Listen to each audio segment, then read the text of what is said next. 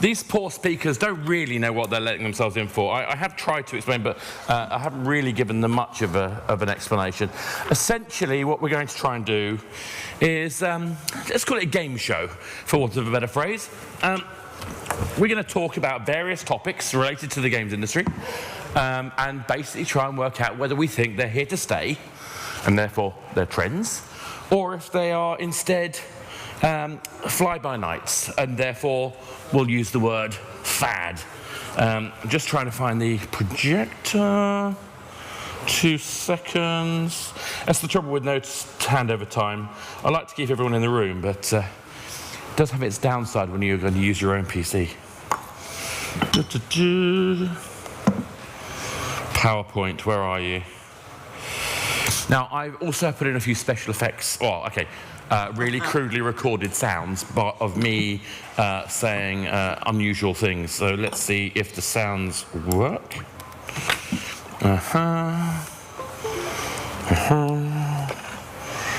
Now, just going to put these slides on. Can we see if we can get that up onto the main screen? So, obviously, let's just check the sound's working before I go any further. Oh. Do you have that on audio? I'll try it one more time. Ah, yes. That's more like it. Okay, a bit more noise on there. So let's go back to the beginning. Hello, people.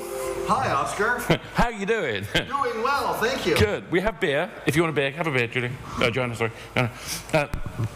So, we have an illustrious panel. I'm going to do the classic host thing. I'm going to ask them to introduce themselves to you all. And then we're going to talk about various topics that come to mind. Joanna, do you want to introduce yourself and say what you do? So, my name is Johanna. I work for the Swedish Games Industry Association, and there I work with very, very exciting, trendy stuff like policy. But yeah, policy. I'm doing all the boring things, so you don't have to do it. Sounds good. Hi, my name is Jana, and I'm running a Swedish games accelerator called Stugan. We have a lot of indies there, and I think that's a good trend, and it's pretty Absolutely. cool. Indies. Well, we'll find out. We are in the indie room after all. Mike. Hello, Mike Hines, developer evangelist from Amazon. I share with you guys what's going on in our store, and then take any gripes or requests you have and bring them back to Amazon. Hello, everybody. My name is David. I run the European office for Gameville. Gameville is a Korean mobile games publisher, so I guess I'm the bad guy in the room today because we're this big, evil, free-to-play company. But did Q warn you about this? Because Q, your colleague in the US, he was on my first version of this in Vancouver earlier on this year. Anyway, so there are a whole bunch of random topics. First up, space sims. Now, in the advent of things like No Man's Sky, Everspace, sorry, there are how many space sims this year? Anyone know? I have no idea. I just keep seeing space sims. Or is the marketing got so specific to me because I happen to like them? Do you think space sims are a thing? And do you care? Yeah, I love space, but they should do more fun things with it. It's mostly generic, pretty boring stuff. But I can go and I can explode aluminium. That's fun. Yeah, if you want to cook with or doing like an indoor barbecue stuff or something. Yeah. Then aluminium is really good. But if I sell it, I get to have a bigger ship. Isn't that an incentive? Let me ask the audience. Guys, how many of you have played No Man's Sky? How many are still playing it? Oh, there's 3 of us. I'm in it. Yeah. So it's a great. I actually think it's a great game. Genuinely think it's a great game. But there seem to be a lot of them, and there does seem to be, like you say, there's a gap in terms of what's happening. Do you have a few? I mean, how many Stugan space games did you have? We've had a few both years. I don't know exactly the number, but I thought you were going to say none. I honestly thought you were going to say none. We've had a few. Yeah. But space has this unending fascination, and there have been some beautiful ones, haven't there? I mean, I actually think No Man's Sky is beautiful. You may think it's restricted in terms of how much variation there is, but I genuinely think it is a beautiful experience. And there are some amazing particularly with the Stugan stuff, you have so many amazingly visually attractive games. I mean, how does someone bring a space game to you to make that viable? Or not viable, interesting. Surprise us with something new, something we haven't seen yet, something cool and innovative. We've seen different space games. Some of them were really stunning. Some of them were more using cool mechanics. There was one game this year. It was called Caves, and it uses triangles to build the game. So that was a really cool concept. Cool. Mike, Okay, are you Oscar. inundated with space? First of all, I got to ask, how many different space games can, well, okay, you thought about this before, but how many different games can you name, right? Okay, let's just throw some out. Okay, Conflict another? Free Space. Okay, I'm not hearing the audience just burst with names here. Yeah, we've got about 2 or 3 ones that everybody knows about. Nobody It's a is bit more than calling that. out the names. Everspace, Conflict Free Space. You got 5 tops, right. There's You've got 5 tops there's that are actually X-Wing making versus money. TIE Fighter. There's the Here's X-Wing. the- All here's the these kind of point, era Oscar. stuff. Yeah. The rest are kind of either copycats, and they're copycats at either creating kind of trying to get that visually stunning approach, or they're trying to kind of create a more space-like mechanic. At some point, you just run out of physics Out there, that actually exist. full of stars. I like Jana's point, and then Yeah. one of the things that I would love to see the next space game copycat do is scratch space and put it underwater. Underwater can be as beautiful, if not more beautiful than outer space. You get a chance to play with some new interesting mechanics, some new interesting things in there. So guys, not another space game, please. Please, I don't want to judge one more. Give me something underwater or in an environment that we haven't really explored yet that can be socially impacting as well as really gorgeous and beautiful. So you know what? No more space sims. So you're please. just saying, Show me something different. David, what do you think? So I don't want to play Aquanox again. I want to go to space. I want to play X-Wing. I want a new remastered X-Wing. That's what I want when we're talking about space games. I don't want a mining simulator, which is what most space games are these days, and that's very disappointing to me. I want to step into the cockpit of the Millennium Falcon again, like X-Wing Alliance. Yeah, I want my Oculus Rift to finally arrive so I can play Valkyrie. Yeah, well, yes, exactly. I mean, yeah. So, okay, in general, what do we think? Actually, let's ask the audience. You've heard what we think. Are space sims a fad or a trend? Are they here to stay or are they going to go? So if you think space sims are here to stay, put your hands up. Okay. Of those of you who think it's a fad, could you put your hand up? Okay. And those of you who think, just don't. I may be the lone voice of reason here. I'm all right with that. So our conclusion is... Okay. Game accelerators. I mean, who in their right mind would want to go through a organisation that maybe possibly give them a bit of money, but basically just introduce them to lots of, old people like me talking about games? I mean, who would want? I mean, game accelerators. There's no scope in that, is there? I think it's great. I think it's a way of the industry actually growing. I'm sorry to disappoint you, but I actually, game accelerators are a good thing.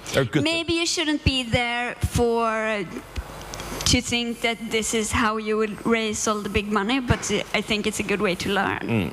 But who's going to benefit from that? Is it people with experience? I mean, presuming people with experience shouldn't even bother. It's not even worth it. But people who haven't got that experience can gain a lot from it. Is that what you're saying? I guess a game accelerator should be after a game incubator. A game incubator should be the start, and then the accelerator should be when you want to move a bit forward and don't really know how. Now you're being clever. Or if you're a bit older and not like the student incubator. Okay. No, I mean that in the best way. That's exactly why we have you on here. It's perfect. But that's an interesting point, because what you're saying is actually the really interesting stuff is how do we take people from not making games to making games, to doing it in a way that's professional, to doing it really well. And is that what, well, I'm Stugan, so is that what Stugan, well, it's not really what Stugan's about, but is that what accelerators should be about? Yeah, I definitely think so. As you say, Stugan is not exactly like that. We don't really fit in the definition of accelerator, but I think it's the closest one. So that's why we call it the accelerator. But it's not, we don't make an investment, which I think is an important part of an accelerator. And I agree with Johanna. It's not for everybody, but it can really help you with the network, get some coaching on things that you're struggling with, and it also can help you with some visibility as well. But I think it's really interesting, like you, well, I'm interrupting you, but like you were saying, there's a difference, isn't there, between this kind of incubator type model, the accelerator type model, the promoting the environment for artistic endeavor type offer. Are we going to see new and more interesting forms? Well, not so more interesting, but different forms of how we help people. I mean, do you have any thoughts on that, or is Stugan the pinnacle? Obviously. I'm actually involved in another project in Stockholm that is also helping indies. So that is a first phase of a games incubator in Stockholm, and it is called Test Drive Game, and it is a series of 7 workshops for people who have a games idea, and we're going to have each workshop has a different theme, and we're going to try to help them with different aspects of game development. So that's also another way of getting some help. This requires even less commitment because it's during the evening hours.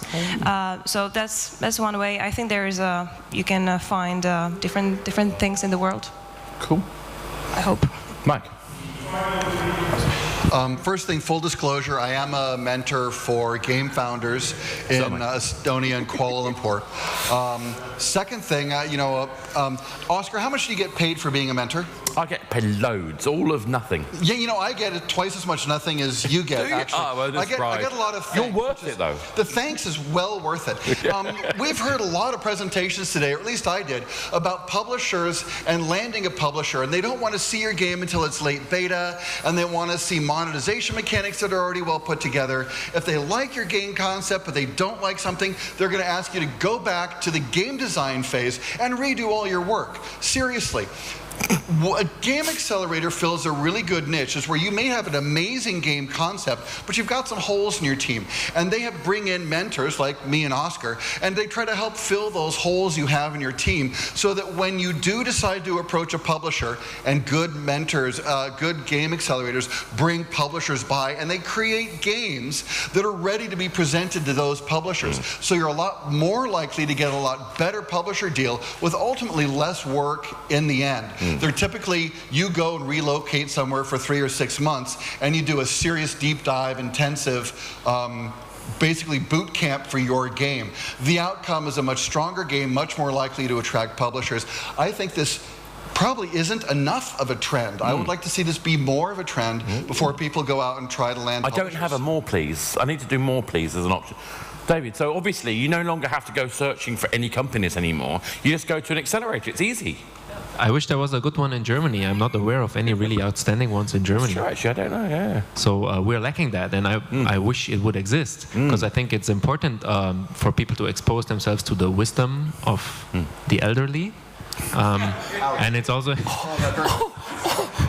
And I'm also... Take that beer away from him. I'm teaching at Games Academy for free, so I consider myself... I have gray hair, too, so... I think that's important. Do you know, this is getting a little... but wish it were not. Yeah. So it's important, because I don't want to look at shitty games. I want to look at good stuff, well-prepared concepts. I want to talk to people that know what they're talking about. Not everything has to be polished, and it's not like the publisher wants 100% finished product. We don't want that. We want to be involved in making it as good as it can be, and we want to give input. But you want to give value, don't you? Yeah. I hope so, anyway. but I see a lot of like sloppy stuff, and that's not necessary. So I think this is our kind of view on the Game Accelerator. Okay, votes for you guys. Do you think that game accelerators are a fad? Are they going to be coming and going, or are they here to stay? So if you think they're a fad, put your hand up. Okay, that's good. If you think they're a trend, woohoo. And if you think there should be more of them, yeah, I think we well and truly, this is getting too good now. Two trends. We need something different. Let's talk about procedural design. I know this is okay. I know this is going back to No Man's Sky. I'm sorry, I've been playing a lot of it. But actually, somebody actually asked me to do this one. Does anybody remember Spore? What? Just stop. Sorry. Stop.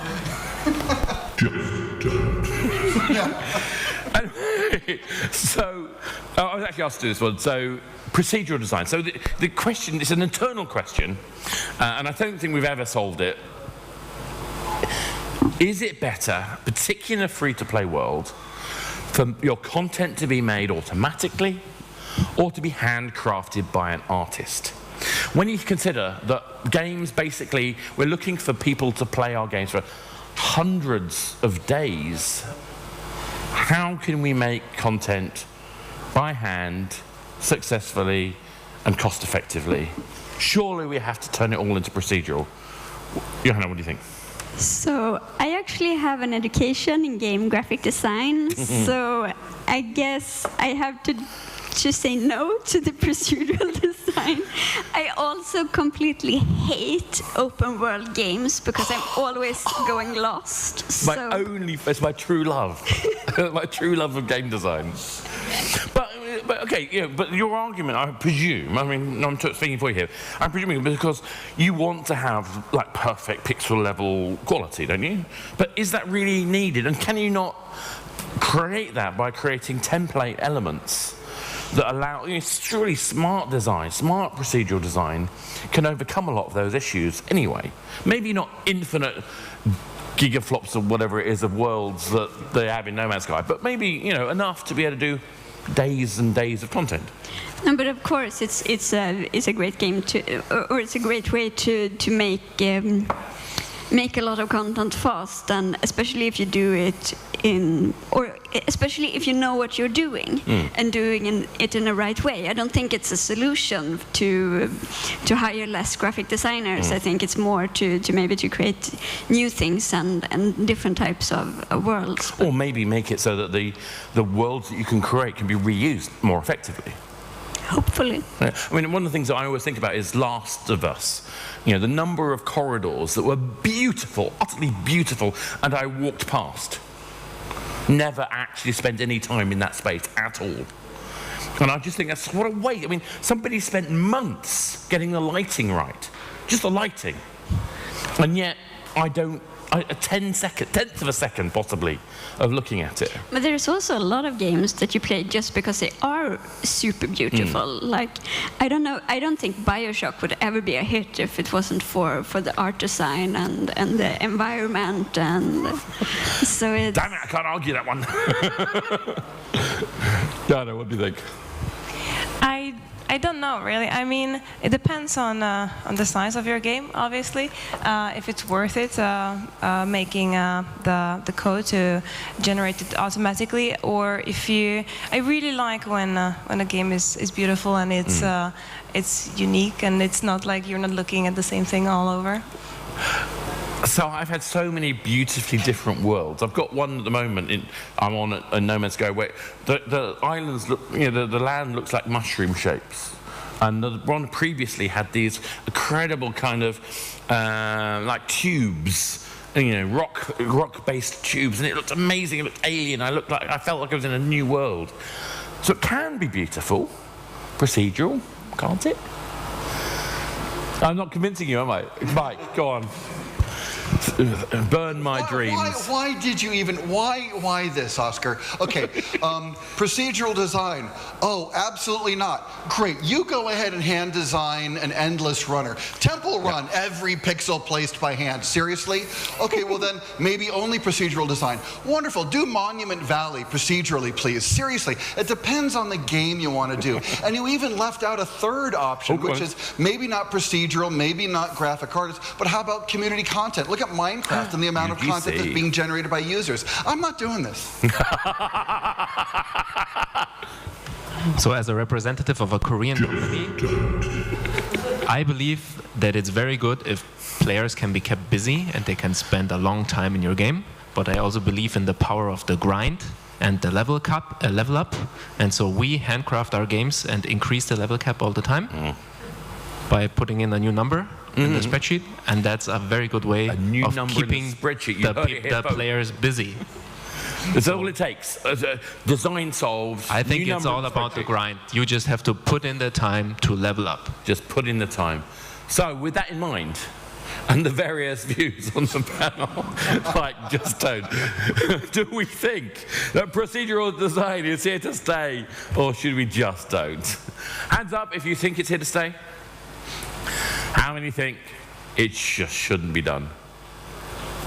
Ooh, I'm sorry, Mike, but it's here to stay. Rock bands in games. Again, another one that came up. No, you have to recuse yourself on this one, Oscar. do. You really do. I really, really do. And again, it was not my suggestion, this one. So for full disclosure, I am making the Rock Horror game. If I haven't said it 15 times already, I probably have. Okay, I'm kind of want this to work. I want people to like this stuff. But, obviously Iron Maiden is the one that comes to mind. That was the one that was suggested. Yeah. Is this a good thing? Is this a good trend? Are we actually seeing something really exciting? The idea of getting, professional, kind of amazing, hugely popular rock and pop bands starting to get deeply involved in gaming content. Is that great for the industry, or is there some problems that we're going to see? What do you think? I worked at Gameloft for a couple of years, and I know they published a Paris Hilton game like 10 years ago. Yes. No, but I don't... Gems. Paris Hilton, it was a gem match 3. Yeah, something like that. Very casual puzzle. But I don't think it's a trend. I think we will see it a lot in the future. I think we already have seen it. It's the soundtrack of games is more and more important, and but it's more depending on how people would like rock in general. Yeah, it makes sense. Also. Anyone else got any views on that? I would also add that it also depends on the budget of your game as well. Yeah, I mean, that's the key thing, isn't it? Because are we paying to have the license to have the band, or are we building this game with the band? I actually think, if we're building it with the band, the likelihood is, or at least I hope, is that we're building something from passion that they share. Whereas I think if you build a license, I suspect there's a disconnect at some level that could potentially make the game less interesting. Because I think you've got to make a game first, don't you? But making a game with a musical kind of theme has to at least have some connection, some emotional connection to the music as well. Does that make sense? Mike?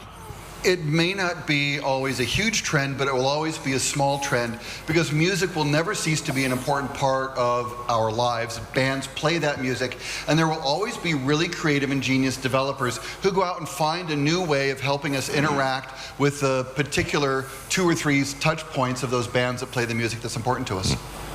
Makes sense? So I think Guitar Hero Metallica was really a good thing. Also, just simply because Death Magnetic sounded better on it. I think it's very nice that Rock Band is coming back. Yeah. I'm not sure about the Maiden game, but I feel like it is very consistent with their weird fantasy universe, and I would really have loved to publish it. Yeah, it makes sense. I know of at least one other band that is going to come out with a similar game. Oh, okay. Well, maybe not similar, but it's like the style is very, very similar. But I'm worried that Kanye West will come out with his game and just make it like This is the biggest pop star in the world. and he'll just make like a $1 million premium app and call it like Jeezy whatever Christ, and he'll work with Adidas, and then the App Store will just implode. I kind of like that idea, though. So, with that, so with that in mind, do we think that rock bands in games is a fad or a trend?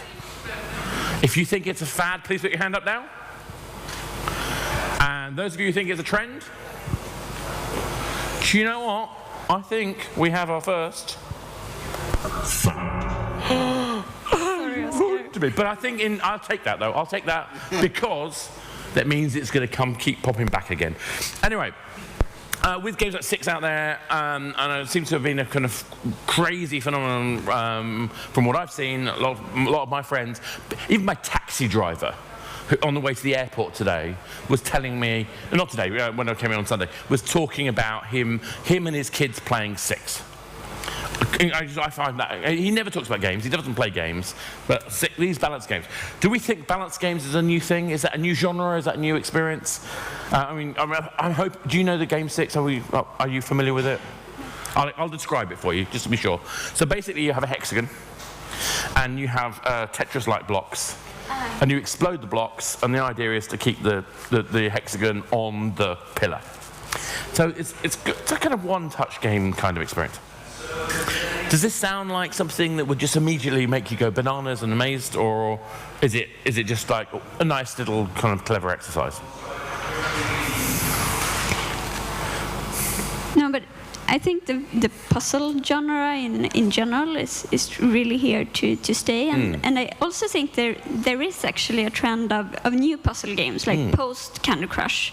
That's not only like the old. I think we can see more and more indie developers looking at the puzzle games and to find new way of creating puzzles. That's not just in the free to play. That's more to like thinking, problem solving in a very casual way, and that's actually the games I like most to play when like going on an airplane and the minutes before you can take out your computer or whatever. Then it's very very handy, and the indie puzzles are usually also very very beautiful. Yeah, actually, I love the way you're taking that. So, how do you feel, Jan? Does that right? Is it really this just a symptom of a wider trend about intelligent, well designed, but yet simple to interact with game puzzles? I have to say I completely agree with what you just said. I love puzzle games as well, and I love to see when there is a new puzzle game I haven't seen before, some new mechanic that I haven't seen before. That's really cool, and I definitely hope that they're gonna stay. I'm not super familiar with the balance puzzles, but puzzles in general, yes. Cool. Puzzle games trend, balance puzzles. I don't know. Yeah, that's fair. Yeah. I have no idea what you're talking about, and I would like to go back to the space games, please. So, those of us who want space games no, I didn't say that. No.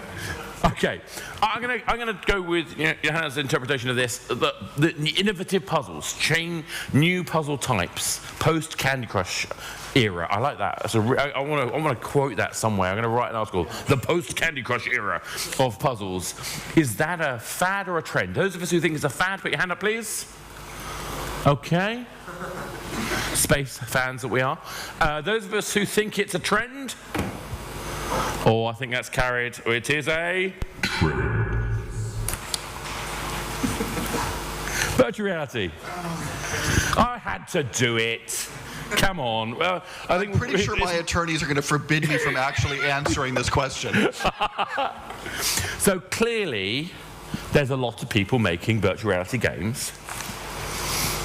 When we discover how many people are going to have a virtual reality device in the next 3 years, will they still be making them? That's the question in my mind. Now, I personally think so, but that's another subject. We'll come back to why later. Johanna, what do you think? I Actually, I think two things. One is that there's so many really clever people out there right now trying to like crack the VR nut to find out that like this super mainstream game that everyone would like to buy a VR set for to play. And I'm really excited to see what they will come up with, because I'm really trusting in these people that they will figure something out. On the other hand, I think sometimes we are expecting a bit too much out of VR. We think like this will be like a very super exciting, immersive experience, and you need like a padded room to be able to find to be running and doing like everything you actually do in the game. I think you should more see it as a better screen. That's interesting. It's just a better screen. Do you think, Jana? I think virtual reality is really cool. I actually have a room dedicated to VR at home. Yeah, but you would. Yeah, I think I've seen many VR games that I think they're still a little bit. It's still very early days, and it's very important that the first experience that you have is a good one, because I saw it myself, because the first virtual reality experience I had was 2 years ago on an early version of Oculus, I think it was, I'm not sure. But I didn't know really what to expect, and they just said like put it on and like just walk, and I did, and I became dizzy immediately, and I was motion sick for like an hour afterwards. And ever since then, when somebody said like, oh, you should try this, and I was, no, thank you, because you don't really want to do something that makes you sick. Yeah. So it took years for me to get persuaded that it's actually really cool. I tried something else, and that was good. I don't know if you also have the AR there. I didn't, but only because of time. So I would say that might be even a bigger trend for the future. But virtual reality, yes, it's a trend and it's cool. Cool. Mike? Look at that face. This is really hard. I mean, were laser discs and CDs and DVDs a stepping stone to streaming technology? So were they just a fad? Or is virtual reality just going to be a fad on the step to what 10 years from now we'll think was just obvious? Or is really virtual reality the stepping stone to an augmented reality universe?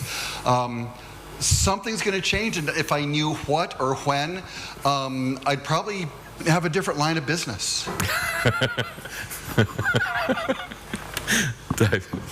So, I mean, we're all gamers, and most of us are probably also relatively hardcore gamers. And when I played Eve Valkyrie for the first time, a dream came true, and I was just like, Space games. This is how it has to be. So again, we have to go back to the space games, because that's what video games are all about. All about. So that's awesome.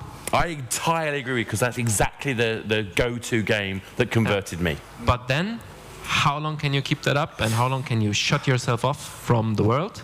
So I think pretty long. It's well, not all of us are as strong as you. Ready Player One? Oh yes, that's a fad. Yeah. But I mean, keep going. So it's an awesome experience, but it's just going to have to evolve. It's going to have to move through another 3 or 4 phases, and then the device is going to have to be very different, and maybe it's glasses, maybe it's something else, maybe it's going to be mixed reality, not AR or VR. Maybe it's, I don't know. We're just not there yet. We're not there yet.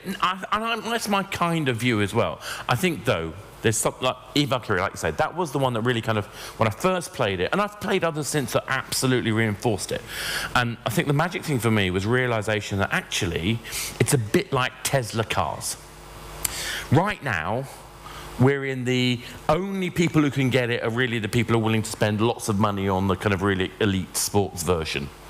And so hardcore, real passionate gamers who are willing to invest time, money, space, life, eating, whatever, into having this ultimate experience, to be able to say, I am a real gamer, look at me, I have the console, I have the goggles, I have everything ready to go. I honestly think that's where we are at the moment.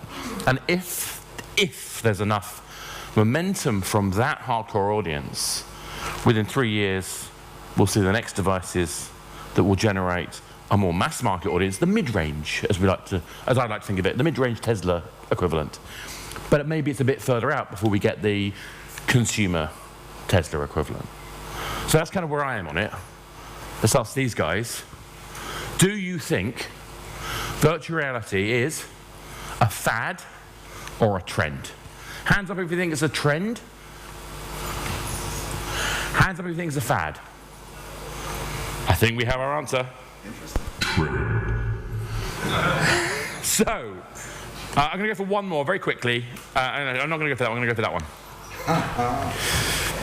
Just because it's fun. Okay, so clearly we have these incredible ways of telling narrative that can't be done by any other medium. And we have games like This Dragon Cancer and various other things about Christian Reed's game about OCD. There are these incredible stories. I mean, Stugan in particular, you have a lot of people producing incredible materials that are about communicating ideas. Is the idea of a game with a message something that's incredibly important and is going to stick with us? Or is it just designers spending too much time with their own egos? What do you think? Hey, I've got to be provocative. That's the whole point of this format. No, but actually, you have a really good point, because I'm kind of tired of games with a message, especially if they're not fun or enjoyable. Of course, it can be a really good experience, but it's sometimes like, I have to like this game because it has a hard subject that is with a sad story or something like that. Yeah. It's like games should be fun, games should be entertainment, and of course you can send a message while doing that. But if you forget about the core about what gaming is, it's an entertainment, and it's like to providing stories that people will love or at least think about or making an impact about it, then it shouldn't be done. So basically, if it's just because it's a message, that's basically what... Yeah, something like that. Yes. Yeah, Jana, what do you think? I also think that games should be primarily fun, and if you manage to hide the message there somewhere, slip it in. So it's secret message. You're gonna sneak it under my coat. Here you go. So if you're looking for it, you can find it, but it's not the core of the game. Mike, gameplay first. Absolutely gameplay first. I mean, but is it going to be a trend? Well, absolutely. Guys, can you imagine a world where no one has an axe to grind or a cause to champion? I mean, fun or not, I don't think they're going to go away because, well, yeah. Imagine there's no conflict. David. I think games are so relevant these days to popular culture. Everybody is playing, you know? Pokemon Go has the very simple message of just go outside. So we meet strangers. So I managed to bring it up. I think I'll give you $5 later. Yeah. I think we have to address big issues in our games. Not all the time, not like with a big sign, not in a stupid way, but the stuff that we are working on is consumed by so many people. We can't just always be like, yeah, it's just a game. Don't worry. We can kill them all. We can do all kinds of shit. Who cares? We can just spend the whole time shooting people. That's going to be great. I saw a fantastic student demo the other day, which was basically a guy going down an alleyway beating people to death. That was the game. And that can, I'm sure that can be a lot of fun, and there's maybe even nothing wrong with it. It's actually really bleak. So is Dynasty Warriors, and there's a new one every year, and I really love it. Yeah. So, but still, we should sometimes, you know, say something that actually means something. So you heard it here. We want games that say something that means something, but is it a fad or a trend? You decide.